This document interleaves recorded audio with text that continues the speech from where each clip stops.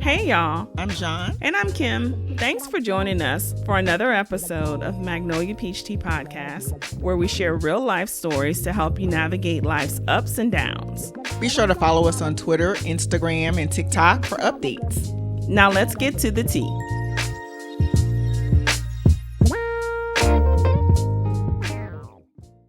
Welcome back, everyone. Thanks for joining us on today. Today's episode is entitled Dating After Divorce. Yes. Interesting. Yeah.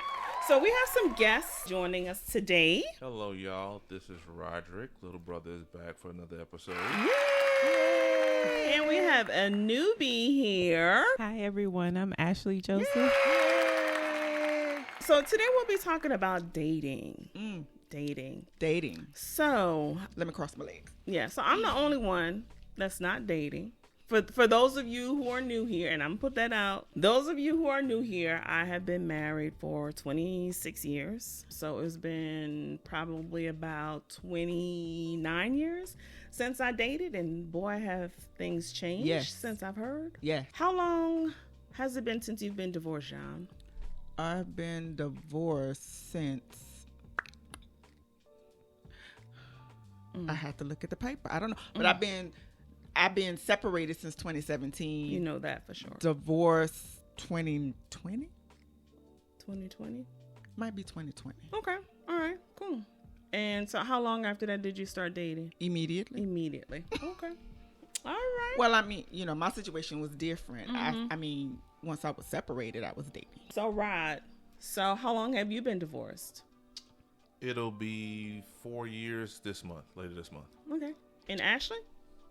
4 years later this month. 4 years later this month. Okay. So a little background, just in case you guys do not know, Ashley and Roderick are divorcees. They were once married. How long were you guys married? 7 years. 7 years? Okay. Y'all can't see, but they looked at each other like, nah, oh, no. I don't remember. Trying to recollect It was this. 7 years and we were together 9. Together 9, yeah. And so they co-parent the smartest little 8-year-old, and we love them to pieces. Yes. So, and we're happy that they're able to sit at the table together, still as a family, and be able to discuss topics like this because they've grown and moved past, some of the tough and difficult, I guess, feelings in their relationships and their past relationships. So that's a good thing. And we thank God for that. So I hear dating has not been quite easy. So y'all, let's talk about this. No, Let's talk. dating is not easy. So for me, I was married for 18 some years. I got married in 1998. So of course I didn't date, while I was married.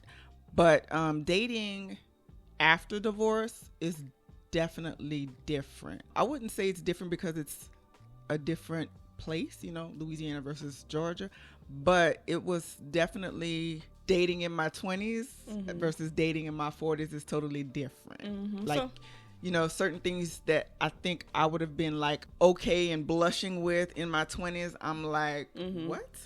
Yeah, no, I'm not gonna do that. Yeah. So what are some of the things that you found challenging?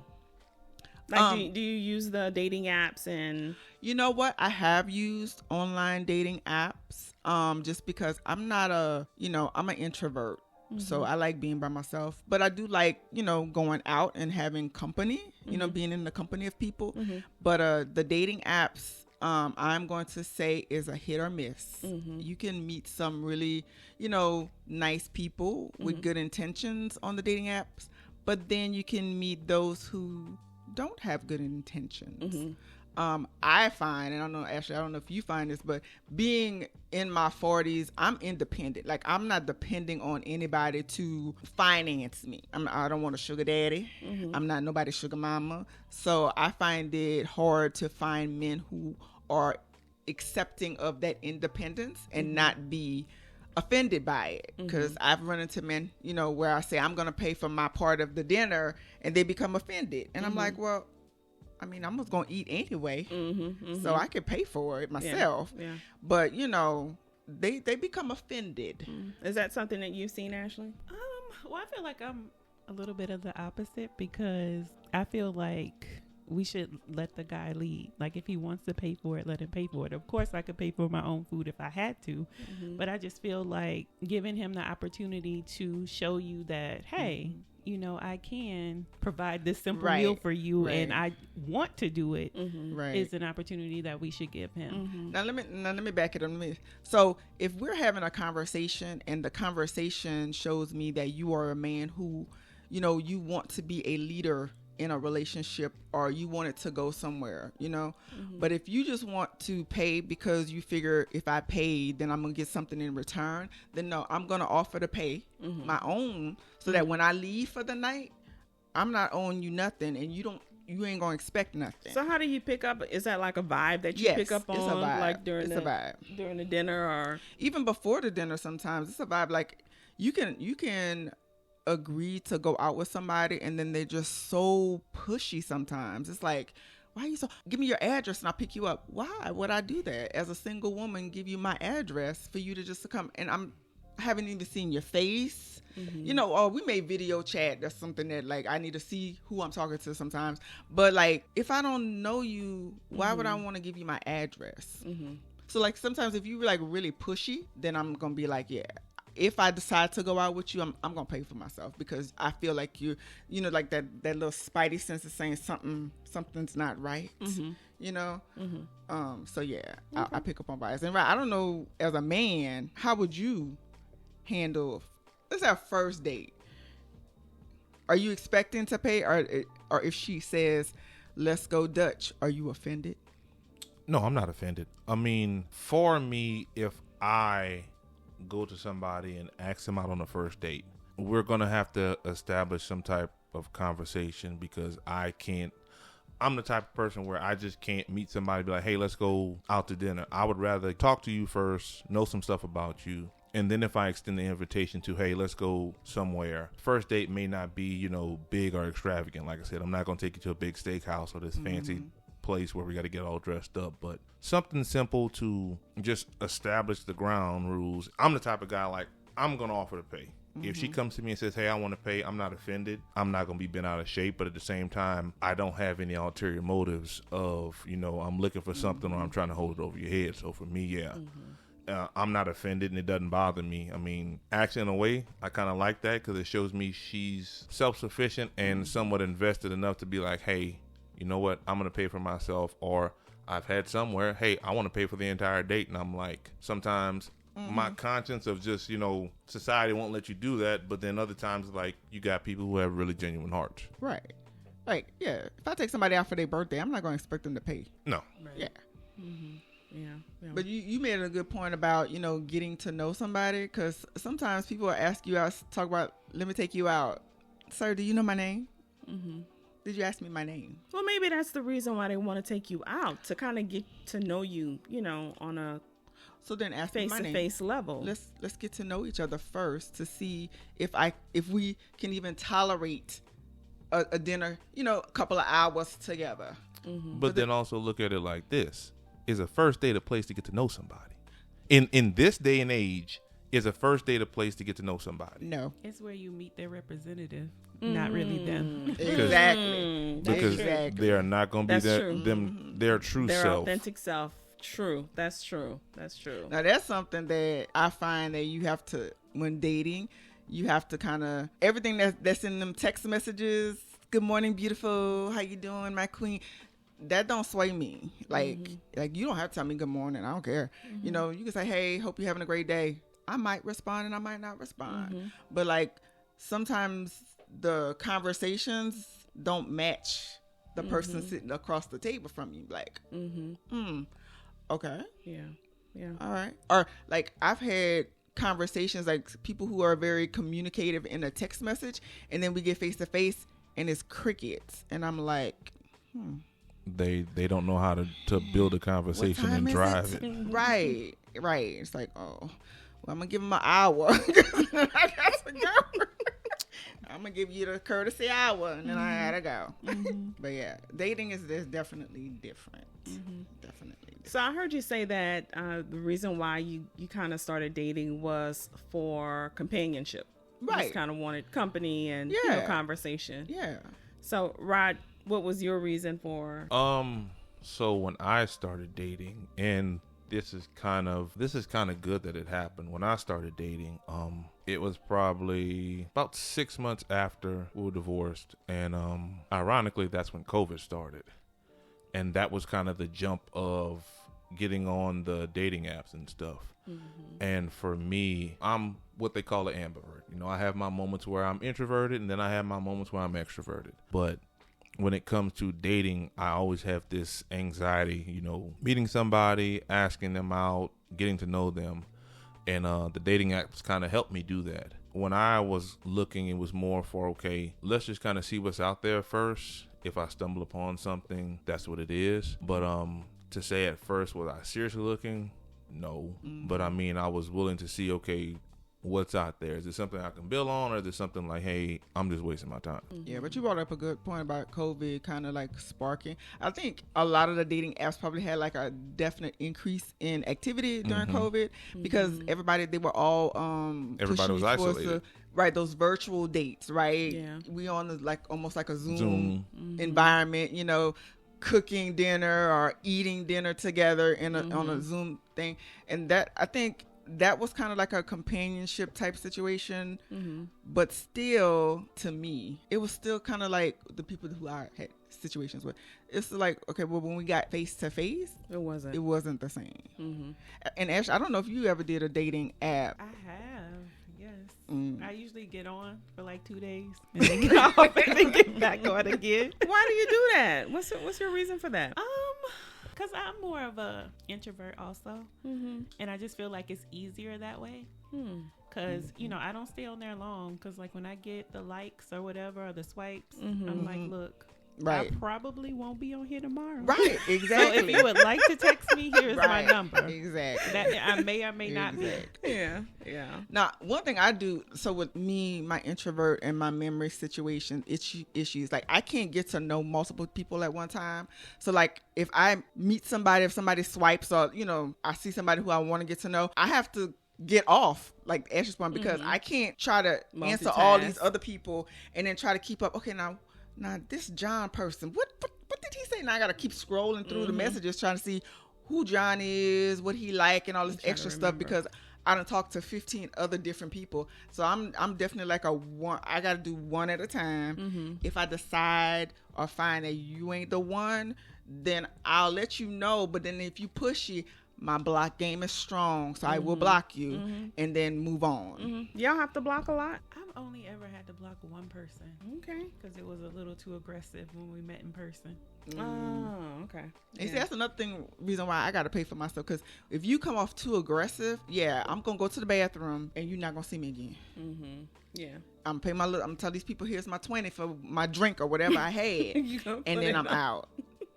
Yeah, if you too pushy and too aggressive, nah, it's not. No. Well, what are some of the other red flags that you've learned about watching out for when you're dating? Ooh, I got one. I got a good one. John? So if we talking, I have nothing against people with kids, men with kids. I don't know why I attract people who have kids. But if you tell me you got to bring your kid to our date, blocked. On the first date? On the first date. Man, because he can't find a babysitter. Blocked. Don't even worry about the babysitter today. You don't need it. That's interesting. That's interesting. Like I don't have anything against kids, people with kids. I don't know why, but I attract people who have kids, which I love kids, right? But a date is not where you bring your infant in a carrier. Yes. Say it ain't so. It is so. Say it did not happen. Stop judging people like that. No. Okay, y'all have a kid. So you date somebody. You on your first date. You can't find a babysitter. You gonna bring your son on your first date? Well, no, I don't. You can't have your kid meet everybody. I mean, once they've been established for a while, then they meet them. No, I agree with that because I haven't introduced anyone to our son. Yeah. You got to be careful with that though. Yeah. I don't know why somebody. That's scary. It is scary. Yeah. I was like, don't worry about it. It's okay. We'll just plan something later. He probably still trying to contact me, girl. Blocked. Any other red flags? For me, as a woman, please don't ask me to come pick you up. Please don't. Lyft, Uber, whoever. whatever, however you, John Boy, you can borrow your mama car. I don't care how you get there, but don't ask me to come pick you up. John, what dates you been on? Girl, what dating none. apps? Because I haven't experienced any of that. I'm telling you, it's like I don't know who I try. I don't know what it is, but yeah, don't ask me to come pick you up. Please don't. Wow. I will block you.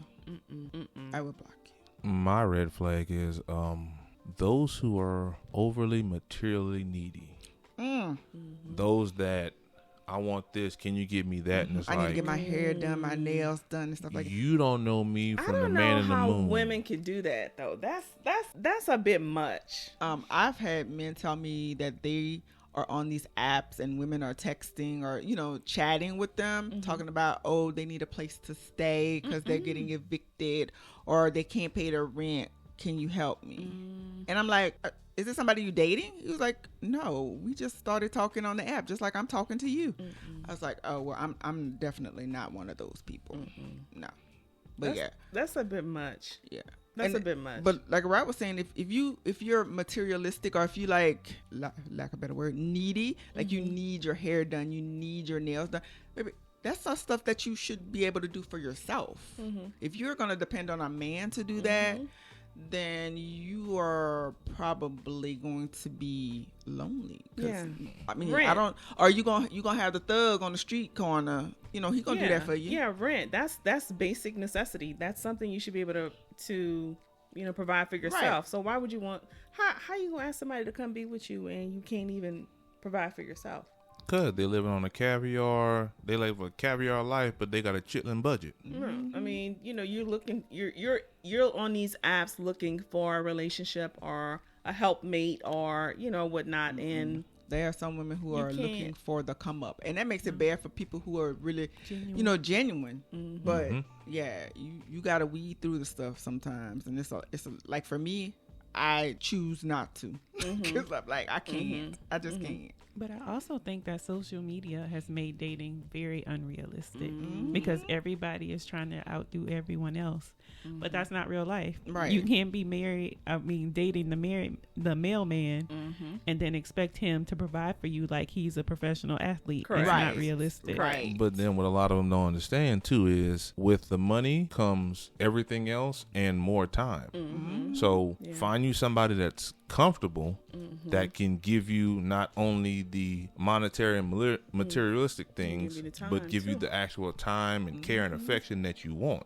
Because you looking for, the rapper or the athlete or the social media influencer, but not realizing everything that they have to do to get that money Then you is not ideal for what you want. You sitting at the house by yourself talking about I just want to go out to eat or something. You can't because dude got to work 15 jobs to kind of keep your head, what they call Brazilian wavy, whatever it's called, on your head, and your stiletto nails, and you want Louis Vuitton shoes, and all this other stuff. Baby, go to Shein, honey, and get that $29.99 special or whatever. Even. I know $29.99. That's expensive.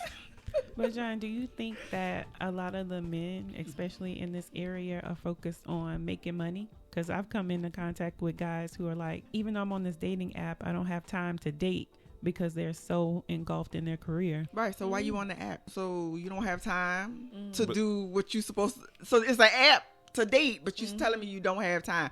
Well, all right, I'm not going to hold you, bro. I don't want to take up too much of your time because you're trying to make your dollar. So, I'm just going to go and block you. Yeah. But then... That's a little suspicious. I'm like, so why are you on the app? But then this is the issue. They're so focused on making that money because they feel like based on the girls they see, I need this amount of money to attract this type of girl. Okay. So it's like either... they drop, trying to work so much to make too much money, or the women say, hey, I am fine with dating somebody who is comfortable, who can pay their bills and be, financially secure, rather than somebody who's making, 6-7 figures, but then has to go through all of the rigmarole just to get those 6-7 figures. Yeah. So like, it's one of two things, time or money. Which one do you want? And then men, y'all got to realize what y'all see on Instagram and TikTok and all these social media is basically Shein and Fashion Nova, honey. They ain't spending that kind of money. Save yourself some coins. Ain't nothing on social media real. It's just like when you're in the club. When you're in the club and the lights off, everything look good. at 1:55 when them lights come on. Oh damn, Oh, what was that? wow. Why was I talking to her? Right. Ooh, it must have been Yeah. the liquor tonight. Yep. And waist. I'm just saying, not just because I'm fluffy, but I'm just saying. Every other ad on social media is about a waist trainer, a slenderizer, whatever you want to call it. That girl with that 8 hour, what you call it, 8 hour figure? What is it? No, 8 Hourglass. Glass figure. Yeah. Baby, she gonna unzip it, untuck it, and then it's gonna She fall gonna out. fall out. Them flaps and folds is gonna fall out. Exactly. And then, now this is another thing that I have a problem with, and that's one of the things why I have to be. If I'm gonna talk to you, I need to see you. Your picture on your profile, bruh. Gotta match. Yeah, You like live in color.